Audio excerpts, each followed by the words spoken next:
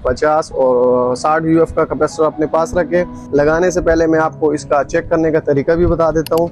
Ampere metre से सिर्फ अंदाज़ा ही लगा सकता है कि अस्सलाम वालेकुम दोस्तों, उम्मीद है आप सब खैरियत से होंगे। आज की हमारी वीडियो है स्प्लिट यूनिट के बारे में, जो कि 2 टन का एसी है और पैनासोनिक कंपनी का है।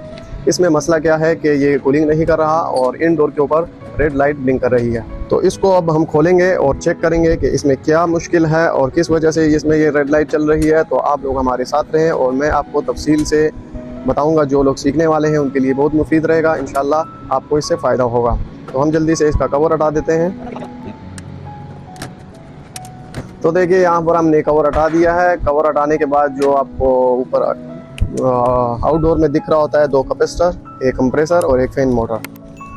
तो जैसे ही हमने इसको खोला तो बिल्कुल वाज़ेह नज़र आया कि जो छोटा वाला कैपेसिटर है वो ब्लास्ट हो गया है और यानी कि मेल्ट हो गया है और यही ख़राब है। तो इसको हम अभी खोल के चेक करेंगे और इसमें नया कैपेसिटर लगाएंगे और पूरा तरीका आपको बताएंगे कैसे इसको लगाना है। तो ये सबसे पहले ये 2 वायरें हम इसकी रिमूव कर लेते हैं, तीनों वायरों को। और आप देख सकते हैं ये कैपेसिटर मेल्ट हुआ है। तो दोस्तों, कैपेसिटर बदलने के बाद जब भी आप कैपेसिटर को निकालें तो उसके बाद आपको चेक करना है कि इसकी वैल्यू कितनी है। और अगर ये कैपेसिटर बिल्कुल जल जाए और आपको वैल्यू का पता ना हो तो जो मोटर है उसके ऊपर एक स्टिकर लगा होता है, उस स्टिकर के ऊपर लिखा होता है कि ये मोटर कितने यूएफ पे चलेगा। तो दूसरा जो सा है दोस्त, फिर कैपेसिटर बदलने के बाद आपने क्या करना है, कैपेसिटर जब आप निकाल लेते हैं तो उससे पहले बदलने से पहले आपने इस मोटर को चेक करना है कि आए ये मोटर भी ठीक है या ये भी ख़राब हो चुकी है। तो इसको चेक करने का तरीका क्या रहेगा कि आपके पास मल्टीमीटर, कोई भी मीटर हो, उसमें कंटिन्यूटी मोड होना चाहिए। तो उस कंटिन्यूटी मोड पे आपको इसको सेट करना है। और जैसे कि आपको पता है कि फैन मोटर से 3 वायरें आ रही होती है, रनिंग, स्टार्टिंग और कॉमन। तो इन तीनों को आपको आपस में चेक करना है। और अगर ये बीप की आवाज़ दे तो ये ठीक है और अगर बीप की आवाज़ नहीं दे तो ये ख़राब है। तो देखिए, पहला वायर हमने चेक किया, बीप की आवाज़ आई। और अब हम ये दूसरे को चेक करते हैं तो ये दूसरे में भी आ रही है और ये तीनों आपस में आवाज़ दे रहे हैं। तो दोस्तों, ये मोटर ठीक है। अब हम इसमें लगाएंगे नया कैपेसिटर। तो हमारे पास एक्स्ट्रा एक कैपेसिटर पड़ा हुआ है, आप भी अपने पास रखा करें जिधर काम के लिए जाए, क्योंकि ज़्यादातर यही चीज़ें ख़राब होती है। तो जो कि हमारे पास ये वाला कैपेसिटर है 5 यूएफ का है, पहले ही हमने देख लिया था। तो ये भी 5 यूएफ का हम लगाएंगे, लेकिन लगाने से पहले मैं आपको इसका चेक करने का तरीका भी बता देता हूँ कि आपने इस कैपेसिटर को कैसे चेक करना है कि ये ख़राब है या ठीक है। तो इसके चेक करने के 2 तरीके हैं। जैसे आप देख सकते हैं, कंटिन्यूटी मोड पे हमने सेट किया, यहाँ पर प्रोप लगाए तो बीप की आवाज़ आई। और जब हमने बदल दिया तो अभी नहीं आएगी, लेकिन जब हम दोबारा से उसको लगाएंगे तो फिर बीप की आवाज़ आएगी। तो इसका मतलब ये हुआ कि ये चार्ज और डिस्चार्ज हो रहा है। ये तो नॉर्मल तरीका है। जो दूसरा प्रोफेशनल तरीका है, जो आपको बिल्कुल मालूम हो जाए, तो उसके लिए आपके पास ऐसा क्लम मीटर होना चाहिए जिसमें यूएफ का ऑप्शन हो और आप उसको चेक करें कि ये कितने यूएफ का है। तो इसको आपने कैपेसिटर के दोनों साइड पे प्रोब लगा देने हैं और 102 सेकंड का वेट करना है और ये आपको इसकी वैल्यू बता देगा। जैसे कि आप देख सकते हैं, हमने पहले भी बोला है कि ये 5 यूएफ का है, तो आपको ये नज़र आ रहा है कि ये कैपेसिटर 5 यूएफ का ही है। तो ऐसे अगर कोई कैपेसिटर वीक हो जाएगा तो वो भी हमें इससे पता चल जाएगा कि ये कैपेसिटर वीक है, तो उसकी जगह हम नया लगा सकते हैं। तो अब हम इसकी वायरिंग करेंगे। जैसे हमने पहले वायरों को आपको समझाया, तो यहाँ पर जो मोटर की रनिंग वायर है वो लग जाएगी और एक कॉमन वायर लग जाएगी जिसको न्यूट्रल भी कहते हैं। और जो तीसरा वायर यहाँ पे लगा हुआ है वो मोटर का स्टार्टिंग वायर है, जो कि रेड कलर का है। और जो इसका सप्लाई वायर है वो जो सप्लाई आ रही है उसके साथ डायरेक्ट लग जाएगा। तो हम इसको अभी यहाँ पर फिट कर देते हैं। इसकी कनेक्शन उम्मीद है आपको समझ आ गई होगी। तो जल्दी से हम इसको फिट करते हैं और आगे अभी इसको चेक करते हैं कि आया ये अभी ठीक हुआ है या इसमें कोई और भी मसला बाकी है। तो आप हमारे साथ रहें, क्योंकि जब हम कंप्रेसर को चलाते हैं तो 2 से 3 मिनट या 5 मिनट इसको लग जाते हैं चलने में। हम वेट करेंगे और थोड़ा सा इसको फास्ट करते हैं। क्लम मीटर को कंप्रेसर के वायरों में लगा दिया है और कंप्रेसर में भी ऐसे ही, कोई भी मोटर हो उसमें ऐसे ही 3 तारें आती है, रनिंग, स्टार्टिंग और कॉमन। और इसमें 3 वायर लगी है, येलो, रेड और ब्लू कलर की। तो हमने येलो पे लगा दिया, आप किसी पे भी लगा सकते हैं। और यहाँ पर हमने एम्पेयर मीटर को सेट किया एम्पेयर मोड पे। और अब हम इसको चेक करेंगे कि ये कितने एम्पेयर लेता है, या ज़्यादा एम्पेयर ले रहा है या कम ले रहा है। तो इसको भी हम चेक करेंगे। तो यहाँ पर तो 3 मिनट हो चुके हैं, लेकिन देखते हैं ये और कितना टाइम लगाता है। तो आप देख सकते हैं ये हो गया स्टार्ट, और जैसे ही करंट आया कंप्रेसर की तरफ तो कंप्रेसर ने एक लोड लिया और उसके साथ बंद हो गया। तो जो हमारा फैन मोटर है वो तो ठीक हो गया है, क्योंकि उसका कंप्रेसर ख़राब था, तो उसके बाद वो आपके सामने चल गया है।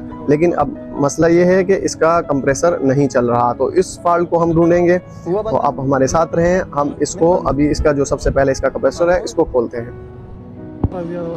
कंप्रेसर खोलने के लिए जगह कम है और जो मेरे पास स्क्रू ड्राइवर है वो थोड़ा सा बड़ा है, तो यहाँ पे छोटा स्क्रू ड्राइवर होना चाहिए था, लेकिन इस टाइम मेरे पास नहीं है और थोड़ी मुश्किल पेश आई यहाँ पे। और जो कंप्रेसर पहले लगा हुआ है वो इसका अपना नहीं है, इसके लिए पेज भी किसी ने 1.5 इंच का लगाया हुआ है ताकि वो लग सके। तो हम जल्दी से इसको खोल देते हैं,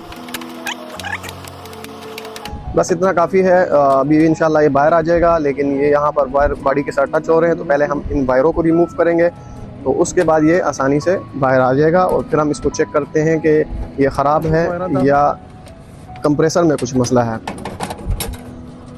तो दोस्तों जैसे देख सकते हैं ये आपके सामने है कंप्रेसर, और ये ऊपर से बिल्कुल ठीक नज़र आ रहा है। जो कंप्रेसर ख़राब हो उसको, अगर आपके पास कोई मीटर वगैरह ना हो तो अगर आप उसको चेक करना चाहें तो नॉर्मली या तो वो उससे ऑयल लीक हुआ होता है या वो फूल गया होता है। तो इन दो इस केस में कुछ भी नहीं है, बिल्कुल ठीक नज़र आ रहा है। तो अभी हम इसको UF के ऑप्शन पर सेट करके इसको चेक कर रहे हैं। तो जैसे कि आप देख सके इतना 2-3 सेकंड गुजरने के बाद भी इसने कोई वैल्यू शो नहीं की, तो इसका मतलब यही है कि ये कंप्रेसर ख़राब हो चुका है। ऊपर से दिखने में बिल्कुल ठीक है, लेकिन ये अंदर से ख़राब हो गया है। तो इसके बाद आपने क्या करना है, आपने फिर से इस कंप्रेसर की भी वैल्यू चेक करनी है, और वैल्यू चेक करने के बाद आपको पता चल जाएगा कि हमने इसमें नया कौन सा लगाना है। तो सेम वैल्यू का हमारे पास ये पड़ा हुआ है, और आप भी जब भी किधर काम करें तो अपने पास 45, 50 और 60 UF का कंप्रेसर अपने पास रखें, ताकि आपको वक्ती तौर पर आप वो मसला हल कर सके। तो आप देख सकते हैं इसमें भी 3 वायरें हैं, रनिंग, स्टार्टिंग और कॉमन। तो ये जो 2 वायरें हैं ब्लू कलर की, इसको हम लगाएंगे कि ये रनिंग है और एक स्टार्टिंग है, यानी कि एक कॉमन वायर है और एक कंप्रेसर से रनिंग वायर आई है। तो यहाँ पर हमने इसको लगा दिया, और जो रेड कलर का वायर है ये स्टार्टिंग वायर है। तो इसको जल्दी से हम फिट करते हैं यहाँ पर, और फिर से कंप्रेसर को चलाएंगे तो देखेंगे कि क्या ये मसला हल हुआ है या नहीं।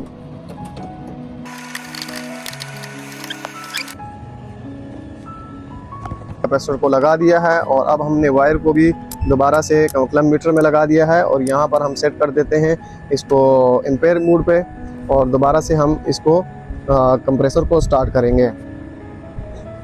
तो दोस्तों जैसे आपको पता है हमने ये छोटा वाला कंप्रेसर भी बदल दिया और बड़े को भी बदल दिया। तो अब हमने कंप्रेसर को चला दिया है दोबारा से, और वेट करेंगे इसके चलने का, और देखते हैं कि ये चलता है कि नहीं।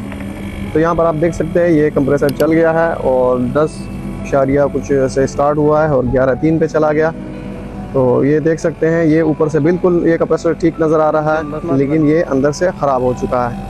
तो अब हम इसका वेट करेंगे 10 मिनट तक, और देखेंगे कि अब ये ठीक चल रहा है कि इसमें कोई और भी फॉल्ट है। तो तब तक मैं आपको इसका थोड़ा सा और इन्फॉर्मेशन दे देता हूँ इसके बारे में। अगर आप इसके स्टिकर की तरफ देखें तो यहाँ पर आपको नज़र आएगा जो कि इसके एम्पेयर लिखे होंगे, जिस तरह इसके ऊपर लिखे हैं 12.4, 12.3। तो ये इसकी कूलिंग करंट है, और इसके गैस भी लिखा हुआ है कि गैस कौन सी पड़ेगी। तो R22 नंबर की गैस पड़ेगी इसमें, और 1.200 ग्राम यानी कि 1 किलो 200 ग्राम गैस इसमें पड़ेगी। और बहुत सारी इन्फॉर्मेशन इसके ऊपर लिखी होती है। तो दोस्तों गैस का अंदाज़ा लगाने के लिए अगर आप गैस नहीं लगाना चाहते तो पाइपों को छू कर देखेंगे, ठीक है। अगर डिस्चार्ज लाइन ठंडी हो और आधे घंटे में सक्शन लाइन भी ठंडी हो जाए तो इसका मतलब ये है कि गैस पूरी है, और ये यहाँ से गर्म हवा भी देना शुरू कर देगा, मतलब कि ज़्यादा गर्म हवा देगा। और अगर हम एम्पेयर मीटर की वजह से इसको चेक करें तो एम्पेयर मीटर की रेटिंग जो सी है उसको डेटा प्लेट वाली रेटिंग से मैच करेंगे। अगर एम्पेयर उसके आसपास है तो गैस पूरी है, अगर कम या ज़्यादा है तो या तो गैस में मसला है या कंप्रेसर में कोई फॉल्ट है। एम्पेयर मीटर से सिर्फ अंदाज़ा ही लगा सकता है, क्योंकि ये एम्पेयर मीटर दर्जा हरारत के हिसाब से बदलता है, दिन और रात या मौसम के लिहाज से फ़र्क आ सकता है, जिसका हमें एक अंदाज़ा ही हो जाता है कि जैसे कि अभी ये एम्पेयर कम ले रहा है। तो इसकी वजह ये है कि एक तो उसे चलाए हुए सिर्फ 10 मिनट हुए, और दूसरा ये कि रात का टाइम है। तो दोस्तों ये थी आज की वीडियो। जितना हो सका मैंने आपको बिल्कुल आसान तरीके से समझाने की कोशिश की है, और उम्मीद है कि आपको अच्छे से समझ में आ गया होगा। अगर आपको ये वीडियो अच्छी लगी है और इससे कुछ सीखने को मिला है तो प्लीज़ इसे लाइक कर दें और चैनल को सब्सक्राइब लाजमी कर दें। अपना बहुत सारा ख्याल रखिएगा और अपनी नमाज़ों की पाबंदी भी लाजमी करें। तो मिलते हैं इंशाल्लाह अगली वीडियो में, तब तक के लिए अल्लाह हाफिज़।